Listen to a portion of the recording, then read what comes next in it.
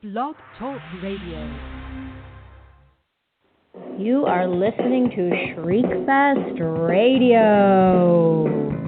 Good evening and welcome to Shriekfest Radio. I'm Denise Gossett, the festival founder and director and your hostess for the night. Shriekfest is a horror, thriller, sci-fi, fantasy film festival, screenplay competition, and we even have a music video category. Let's see. We are celebrating our 19th year in Los Angeles. Mark your calendar. It will be September 26th through the 29th this year, and Shriekfest Orlando will be November 2nd. So we just had our regular deadline was May 1st. Our next one is June 1st. So get your projects in. We accept shorts and feature films, shorts and feature scripts, and music videos. Our next Shriekfest Presents. We have teamed up with the New Art Theater, and so every couple of months we do kind of a classic horror screening.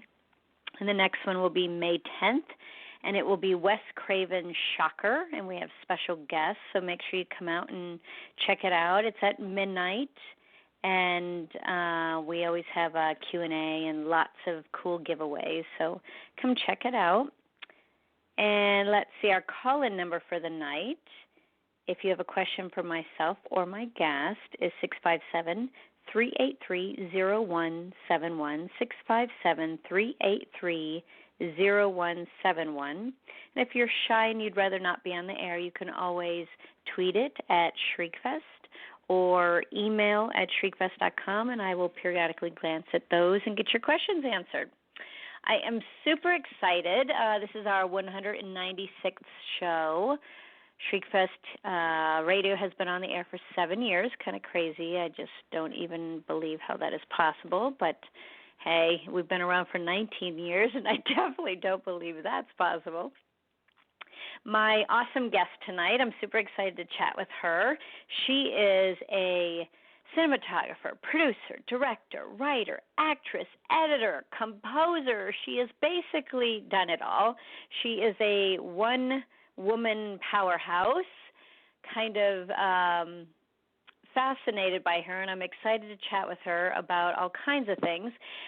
Jennifer Nicole Stang. In 2018, she had a finalist feature screenplay, Blackwood Falls, and we're going to chat about that and writing and directing and filmmaking and everything. Jennifer, welcome to Shriekfest Radio. Thank you, Denise. Thanks so much for having me. How are you? Fine, thank you. How are you?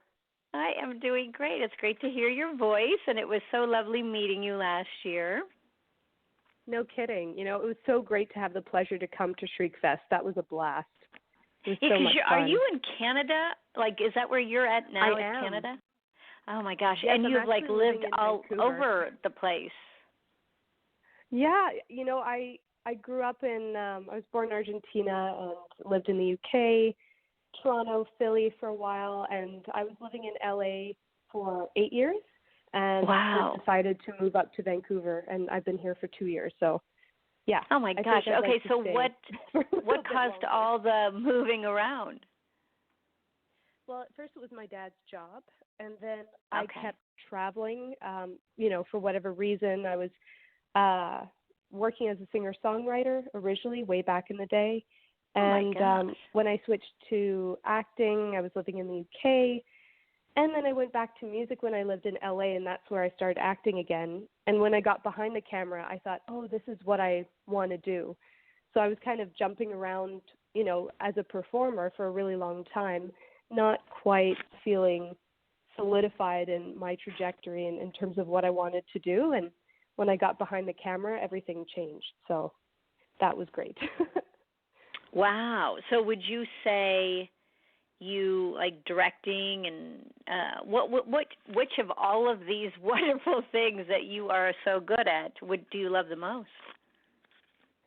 You know, I love creating. I think being a performer, to me, even as a singer-songwriter and as an actor, it's all about the story and telling a story. And so currently I love the whole writing process and coming up with a story from the ground up and seeing how it develops, and then of course it's great if you can also direct that piece. And there have been some scripts that I've given to companies or have written for other people, but it's really fun when you get to kind of realize what you see in your mind from the get-go. So I do love directing very much. I directed a bunch of music videos when I was living in LA, and that was really fun because I got to play with visuals. And so those are kind of the two aspects I'm really focused on at the moment. Wow. Well, you're extremely busy, and I love the fact that you've done so many things. It's only got to feed into each one, I would think. So, the acting feeds into Absolutely. the directing, and So, how does it feel to be on set and basically know every aspect? Oh, that's what's I'm certainly always learning things, but it's wonderful to understand every department. And that's why I started doing that in the first place. When I started doing my short films, I would act in them. It was originally to just generate more work as an actor. And then, of course, I loved the process, and then here I am today. But, it was great to understand editing, color grading, because editing is very, I think my music experience helped in that because there is all about timing and fluidity in editing. So, that really allowed me to play around with that and explore that. And that was pretty interesting. And of course, I wanted to work as a DP, and I wanted to, I've worked in craft services, I've done art department, I've done whatever I can do on set just to learn all the departments. And what's great as a director is that you kind of have to know how to speak to each department head about, what's important to them, how to get what you're looking for, how to speak with them and to communicate so that you're on the same page, and to understand what they're going through and the difficulties, that they're experiencing, because everyone is saying, the DP might say, oh, we're losing light, we have to do the following, and the art department says, yes, but we have to, have this in there. And so you have to understand all the factors as a director. And so the more that I can learn about each department, the better, for sure. So I definitely dove in there and tried to do as much as possible. Yeah, well, I think it's terrific, and I think it's excellent advice for others to follow, especially starting out. Getting to know a little bit about everything can only help in so many ways. For sure. I had mentioned Blackwood Falls.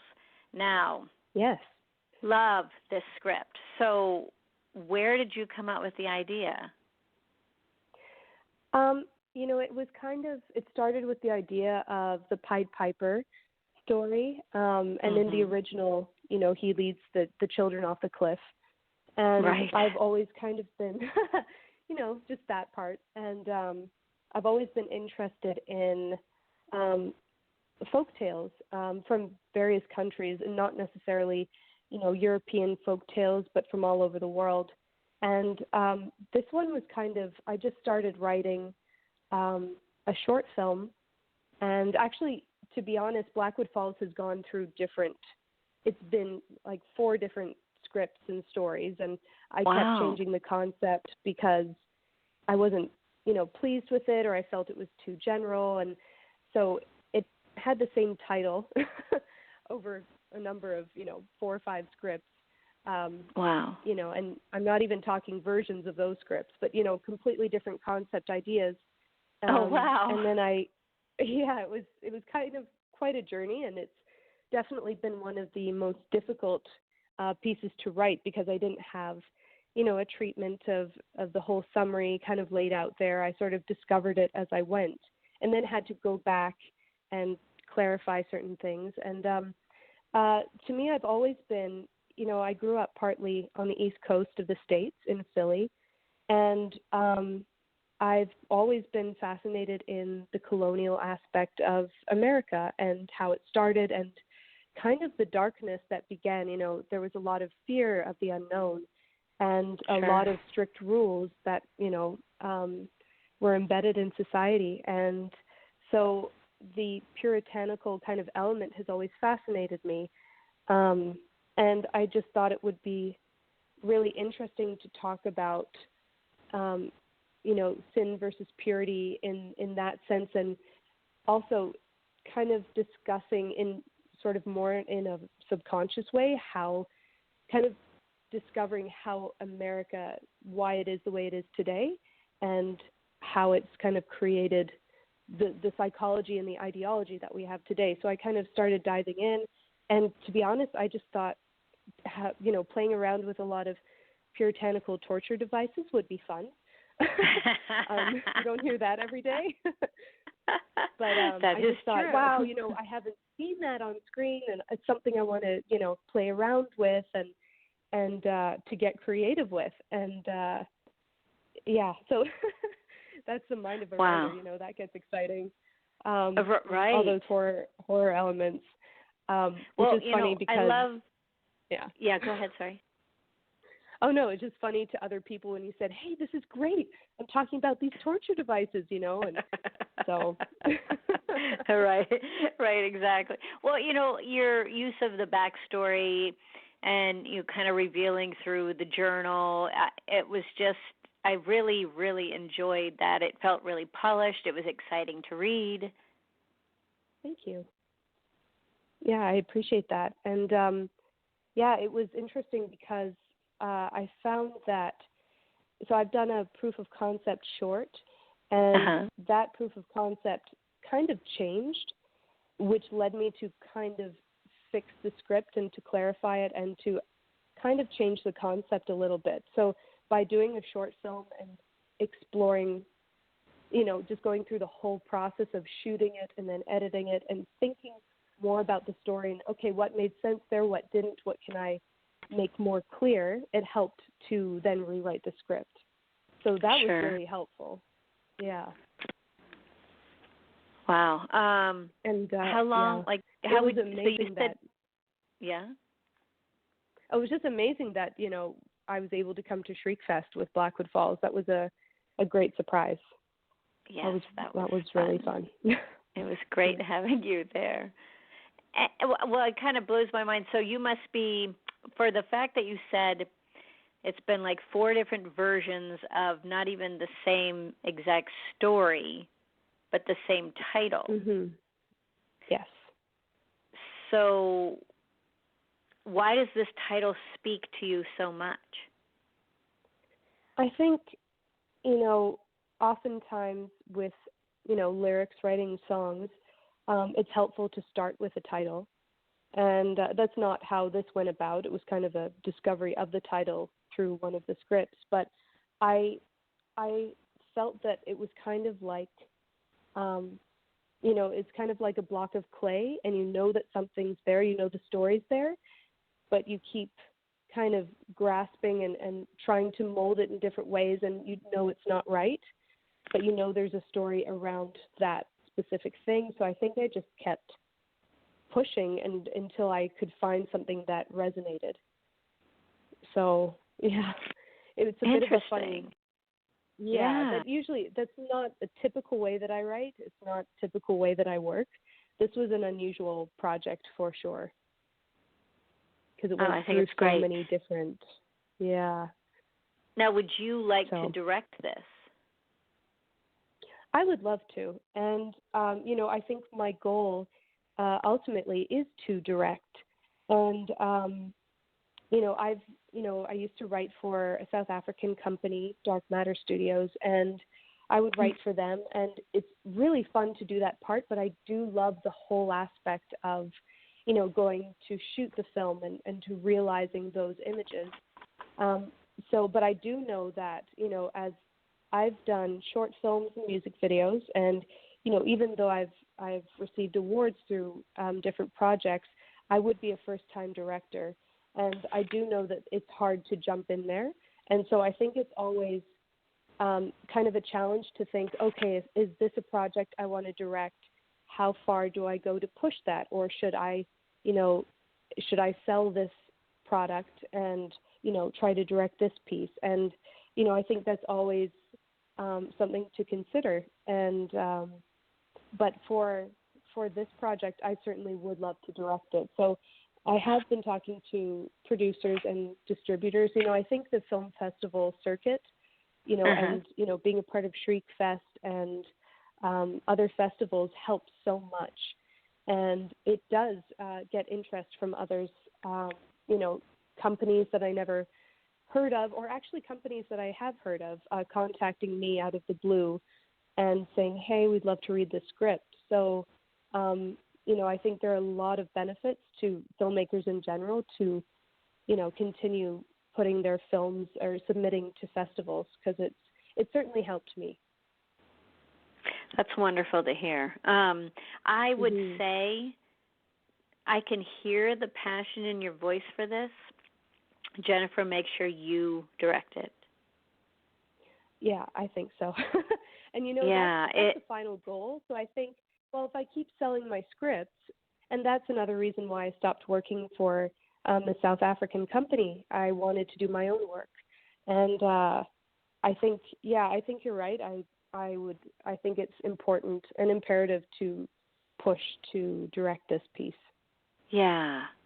I just feel that is the road for you. So keep me posted on that, because I think it's going to be pretty exciting. I think so. Before it's...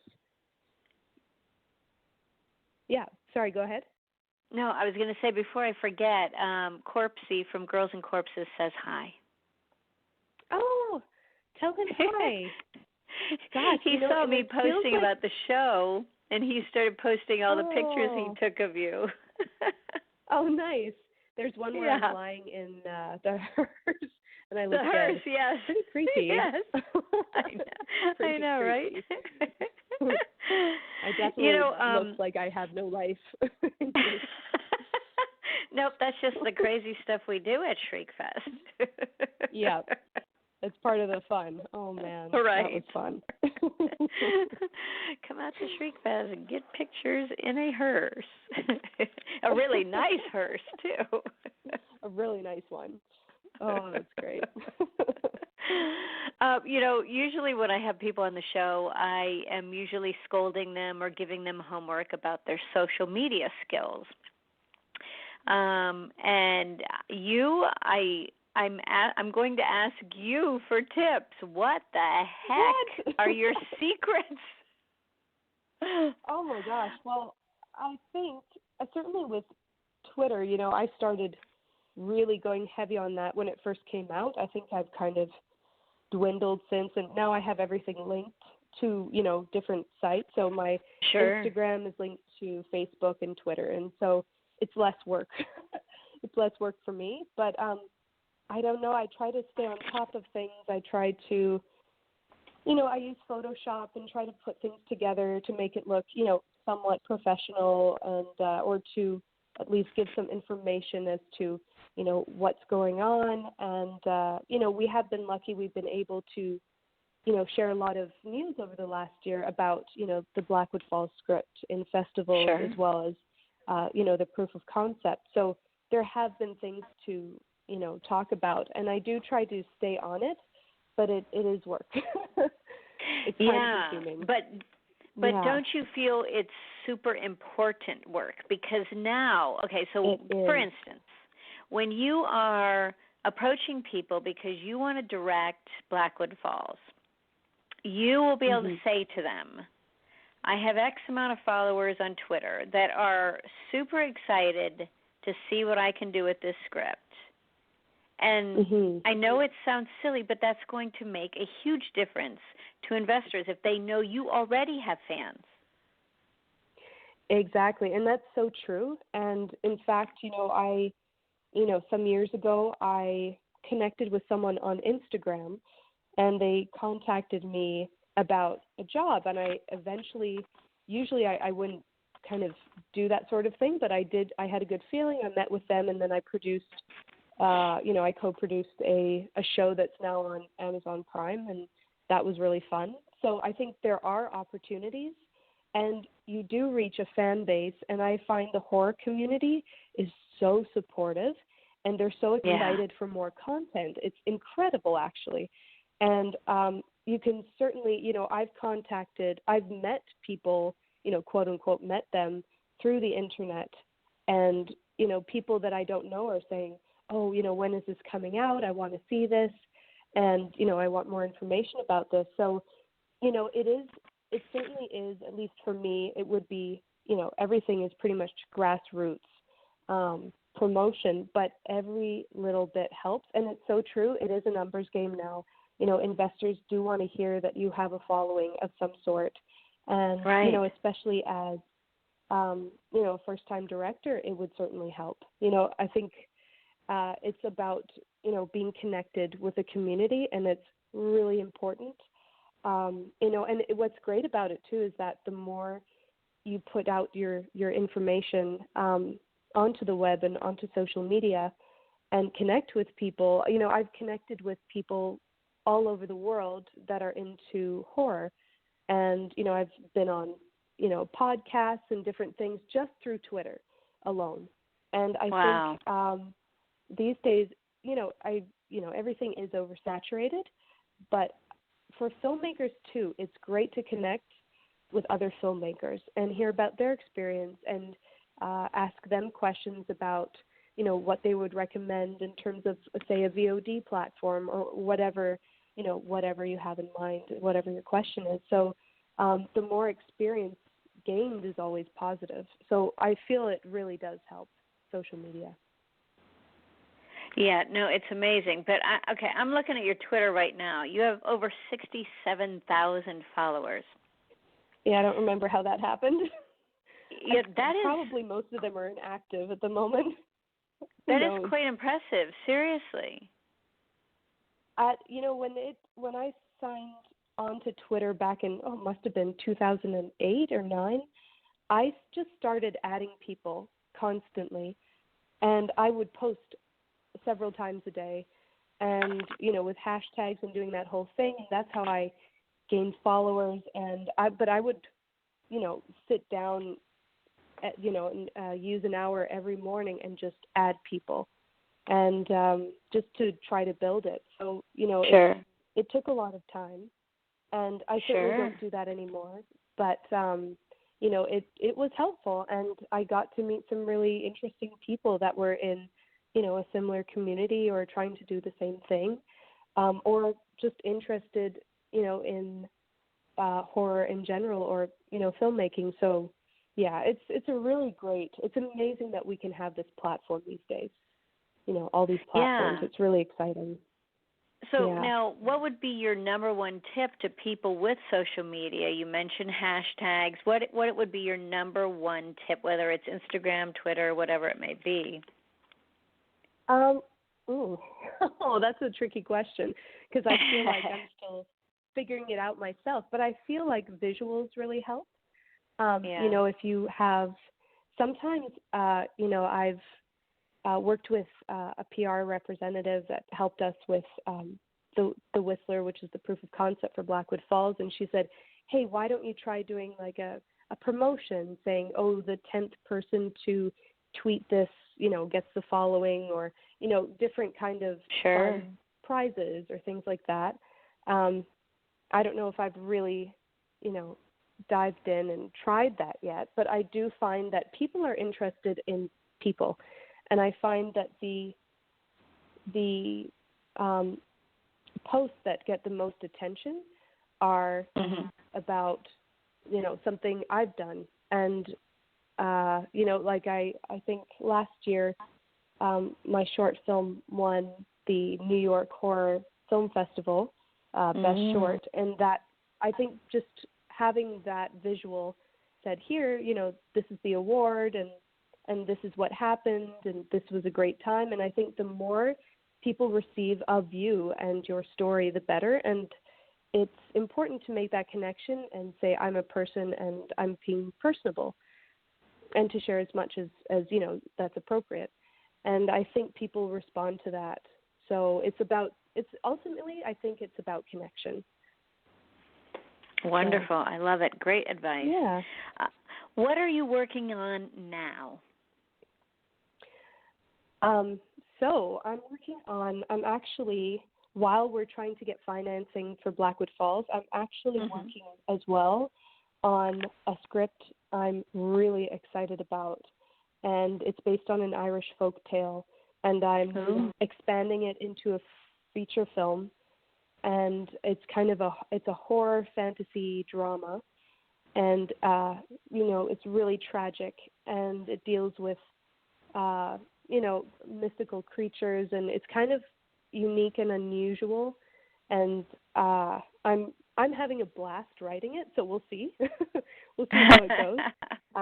But I've written quite a bit of it. I'm very excited. I think it has a lot for actors to chew on as well. And, I do think about, especially, having been an actor, I think, is this, it's always important to think about if the characters in your script are interesting enough for an actor to say, yes, I can do a lot with this character, or this is different, this is specific. So, and I think as a writer, you can always be more specific and add more detail. But this is something that I think is really fun, and it's quite a contained film. It's set in one house, 2 main actors, and it's quite exciting. So we'll see how it goes. Wow, I am super excited to hear more about this, and I cannot wait until you direct Blackwood Falls, because I know that you will. Where can people find you? Other than Twitter, gosh, they can definitely find you on Twitter. And it's LA_YENI, correct? That's correct, yes. Okay, yeah, and where else can they find you? Given. Oh, really? You can find me. It was a nickname that I had in Spain and that I used as a singer-songwriter for a little while. And my whole name, Jennifer Nicole Stang, is too long for Twitter, so I just left it. But you can find me on Facebook, facebook.com/Jennifer Nicole Stang, and the same with Instagram at Jennifer Nicole Stang. Excellent. What was your very first paying job? Not in the industry, or maybe it was. It actually was playing music. That was my first job. I was able to, I was living in Philadelphia, and I started writing songs when I was 13, and at some point later in my teens, I got some attention from the community, and I started working at I worked at a cafe. I worked at just different venues in town. So that was my first job. What instruments are you playing, or were you just writing the words, or were you doing it all? I was playing piano. I was singing, and I would write the music and the lyrics, and I worked with a band, and it was a really fun time. Yeah. That is super cool. Now, do you compose for your films too? I haven't recently. My brother is a very good composer, and he was kind of a prodigy, a musician when he was younger, so I've been having him help me work on different projects. But the first number of shorts that I directed, I wrote the music to them, and I think they're on iTunes, actually. I think you can look up the Dream Series, cool. And it comes up. Yeah. So it's really fun when I get to do that.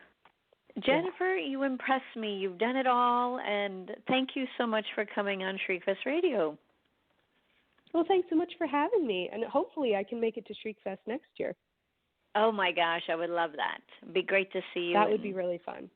Catch up that way, too, as well. But keep me posted, and if there's anything you want me to, tweet out for you, just send it my way, and I'll help promote anything you're doing. Thanks so much. I appreciate it. Thank you, and you have a great rest of your evening. You too. Thanks so much. Thanks. Bye-bye. Bye. You are listening to Shriekfest Radio. That was wonderful chatting with her. I love all of her advice. Definitely look her up. She is going places, and I'm super excited for her.